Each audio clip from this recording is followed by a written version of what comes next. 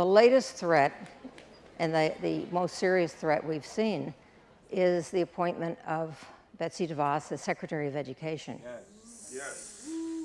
She is the first Secretary of Education in our history who is actively hostile to public education. We've never had this before. In Michigan, under DeVos's leadership, it has many, many charters, and the Detroit Free Press, the major newspaper in that state, said that the charter sector is an unaccountable industry that costs the state of Michigan, that costs the taxpayers $1 billion a year, and performs worse than the public schools. Charter schools have high attrition rates. They keep out the kids who have disabilities that need extra care. They push out the kids who are English language learners. They push out the kids who are behavior problems. We see these chains of 50 schools, 100 schools, coming in and becoming the neighborhood public school. We cannot have a situation where corporate charter chains take over our community schools. That's wrong. That destroys what the public school is all about, which is building a sense of community, having a sense of democracy at the local level, having people from different backgrounds coming together to solve problems and learn how to be citizens. Betsy has done us the favor of taking away the false veneer of progressivism from charter schools. The voucher system in DC, which is held up now as a model, causes kids to actually lose ground. They enter low performing and they become even lower performing. The achievement gaps there are the largest of any city in the country.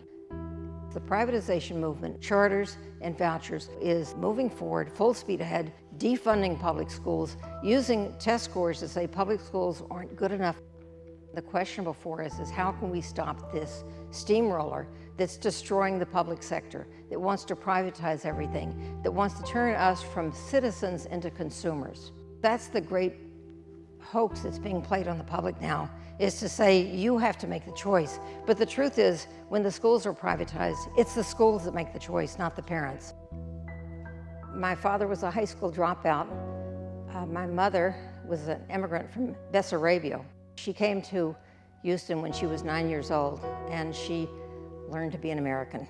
She learned to speak English, and her proudest possession was her high school diploma from the Houston Public Schools. And I owe a debt, and I'm trying to spend my remaining years preventing privateers and entrepreneurs from taking public education away from the public.